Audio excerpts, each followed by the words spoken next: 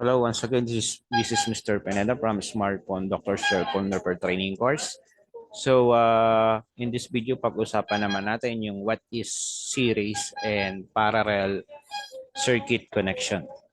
So, yung ating mga piyesa dun sa motherboard, meron siyang mga connection. So, dapat nating matutunan din yon dahil, for example, no, meron tayong tanggap na cellphone na no power or not charging or no signal, ah kailangan mong malaman kung yung mga piyesa dun sa iyong motherboard ay working properly or kung ginagampanan ba nila yung trabaho nila as a component, electronic components dun sa sa motherboard. Okay? So, nangyayari yan, nagkakaroon ng problema diyan. For example, kung ang cellphone is nabagsak or nabasa, okay, nagkakaroon ng tinatawag na short circuit or biglang merong uh, uh, high current or fluctuating current, sira yung charger. Okay? Sumabog yung charger o so nagkakaroon ng biglang mataas na flow of current papunta sa iyong cellphone motherboard. So maaring mag-cause din ninyo ng iba't ibang klase ng sira dun sa iyong motherboard. For example naman, DIY, no? For example, nagpalit ka ng LCD without knowing na kailangan mong tanggalin yung supply, yung battery terminal muna, tanggalin mo muna bago mo ikabit yung LCD, which is karaniwang nagiging problema din yan sa mga iPhone and as well doon din sa mga Android, no? Nagko-cause din siya ng blackout, no display or kaya naman walang o yung dalawa, blackout, walang graphics or walang ilaw. So yun yung mga nagiging problema sa mga cellphone. So kung hindi natin alam kung paano ma-solve yan, sayang din naman yung kikitain natin. Or baka naman dahil hindi natin naintindihan yung ganoong bagay, no? Yung mga pyesa, iniisip natin, kailangan i-jumper na lang yan. Which is, hindi na natin alam na kung ano talaga yung function niya. So, yung iba, jumper o kaya yung iba naman tinatanggal na lang yung pyesa sa motherboard. So bawat pyesa na yan, meron yung mga importanteng function dun sa motherboard. So kaya yan nandiyan dyan dahil yan ay dinesign ng mga mobile engineer dahil mayroon yung certain function na dapat yung gampanan. So using this principle, yung series and parallel circuit, at least alam mo kung nagpa-function ng maayos yung piyesa na yan, no? At dahil doon, magkakaroon ka ng idea kung may problema yung piyesa o mismong yung tinatawag na circuit line kung saan nakakabit yung component doon sa iyong motherboard. So kaya importante na alam mo kung yung circuit line na yan o yung piyesa na yan kung paano yan nag-work sa iyong cellphone motherboard. So pagtuturuan, so isa sa paraan para ma-check mo yan, dapat mayroon kang idea about series and parallel circuit. So pag sinabi nating series, anong ibig sabihin ng series? Ibig sabihin yung series, yung pyesa is naka connect doon sa iyong circuit line. No. Paano ba tayo gumamit nito? Kung gumamit nito. Ay, WPS. Teka lang.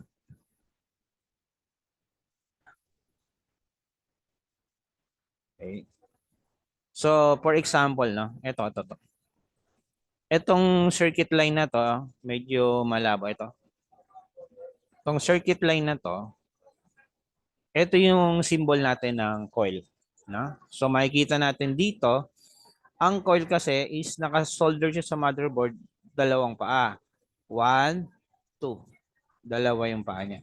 So, makikita mo yung both connection niya, yung both solder point niya, nakakonect yan sa line. Okay? Ano yung line? Yung line na yan, either pwedeng siyang voltage supply o data line or clock line. So, isa yun. Pero madalas makikita natin yung voltage. So, dito sa example natin is voltage supply. So, ayun yung coil natin. So, pag nakita mong ganyan, ito yung symbol L, ibig sabihin, itong voltage, itong coil natin is connected in series connection. Ano naman yung in parallel? Okay. Makikita natin dito, meron tayong schematic symbol ng capacitor. So itong capacitor na to, makikita natin yung isang paa connected dito, yung isang paa makikita natin naka-connect dito. So pag nakita mo tong symbol na to, ibig sabihin ito ay ground. Pag sinabi natin ground, ito yung negative. Ito yung equivalent ng negative terminal natin sa ating battery. So negative terminal ng battery, yung isang paa ng ating capacitor, isang paa niya is connected naman dun sa linya na isa na connected dito. So ito yung tinatawag natin na parallel connection, no? So ang pinag-uusapan natin with respect to the ground, no? So nakaparallel yung ating capacitor sa linya na to. So yun yung ibig sabihin ng series and parallel. So ano-ano yung mga makikita nating mga piyesa na naka-series and parallel. So unang-una, yung coil, yan ay madalas nakikita natin yan is naka-series and also yung capacitor 60% of the time makikita mo yan naka-parallel yan sa circuitry ng ating motherboard. Okay? So makikita natin ganun lagi dito yan, no? So supply, okay, coil. So laging ganun siya, no? So mag-open tayo ng isa pang circuit line. Ayun na yun. Itong isang line na to. Right. Ito yung kanina, ito. So ito ay isa na namang circuit ng isang section ng ating motherboard. So makikita natin ito yung ating coil. Okay, connected siya in series. Ito yung schematic symbol naman ng ating diode. Makikita mo yung isang paa niya connected dito sa linya na to, and then yung isang paa niya nakadiretso connected sa line na to. So another capacitor na naman. Meron tayong capacitor dito. Yung isang paa ng capacitor connected sa linya, isang paa niya connected sa ground. Ganun din dito. So yung positive, walang polarity po itong capacitor na to. So kahit may solder mo siya baliktaran, walang problema. So non-polarized siya. So yung isang paa niya connected dito, yung isang paa niya naman connected to the ground. So connected siya in parallel. So yung coil na to, connected siya in series. Okay?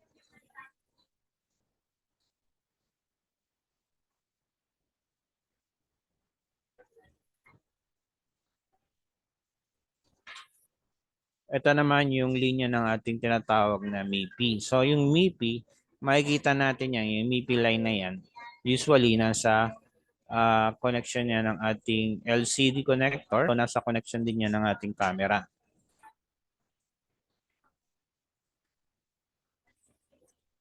Okay, ayaw. Open na lang natin sa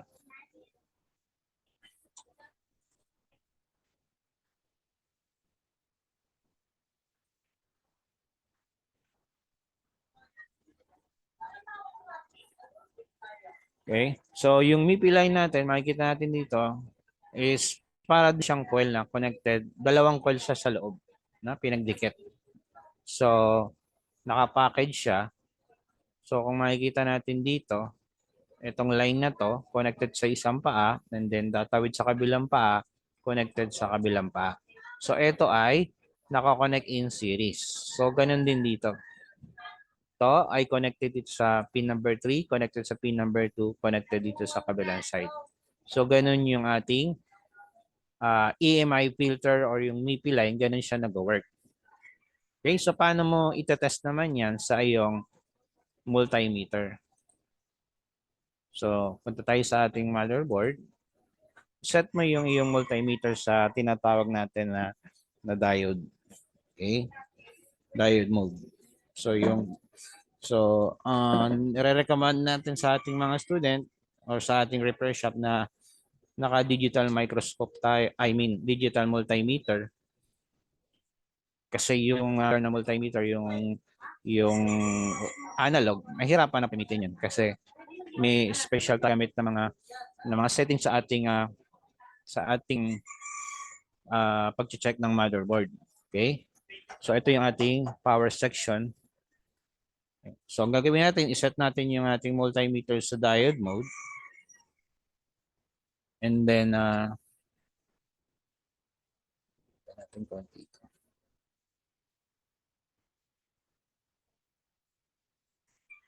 Ayan. Itutusok mo yung iyong red probe sa metal part or any ground. And then yung black probe, yun naman yung itutusok natin sa ating tinetest na component. So kanina sabi natin yung coil sa power section, yan ay in series connection. So i-check natin, tusukin natin yung isang paa. Titingnan natin kung may value.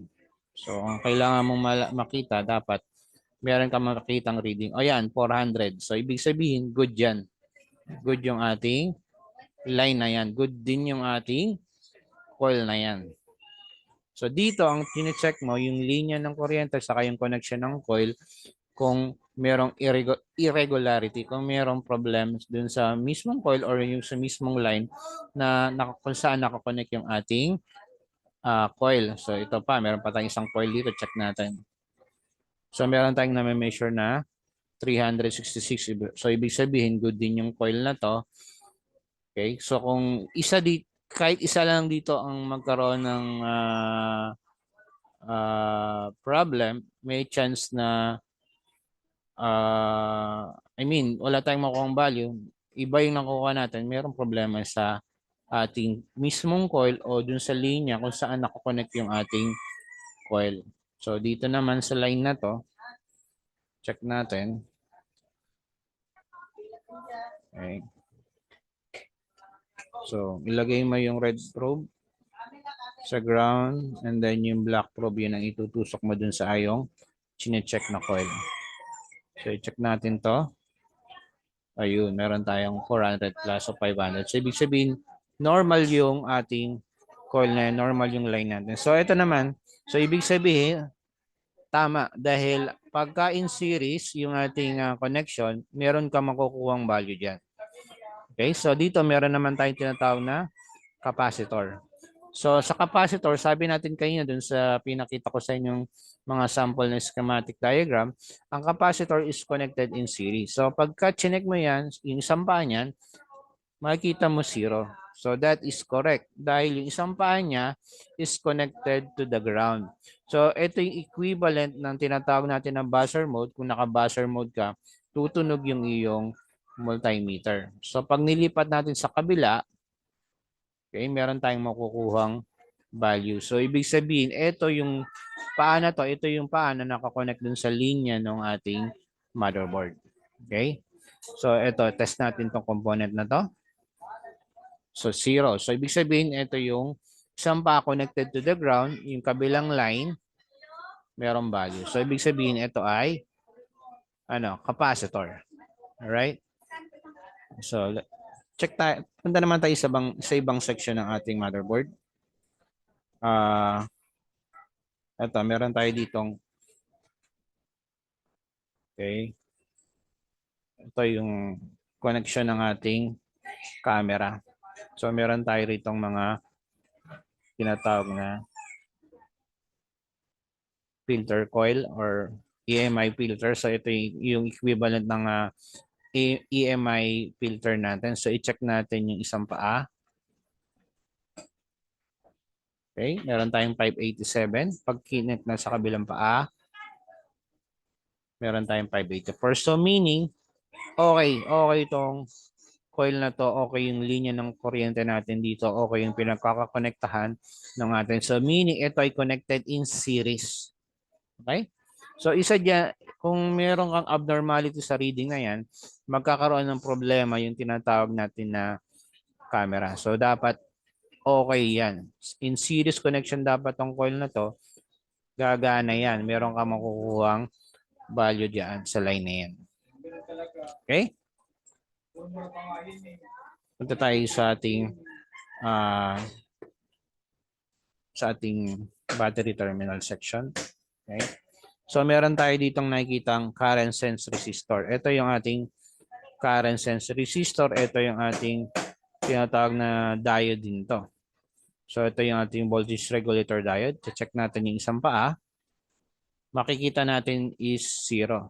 Okay? So that is correct kasi ito ay ating Zener diode, it function as our voltage regulator. So isang paa niya dapat connected sa ating ground, which is yung positive side niya, and then yung negative side niya, yan naman yung nakakonect sa positive line ng ating battery terminal. So may makukuha tayong value dyan, which is 388.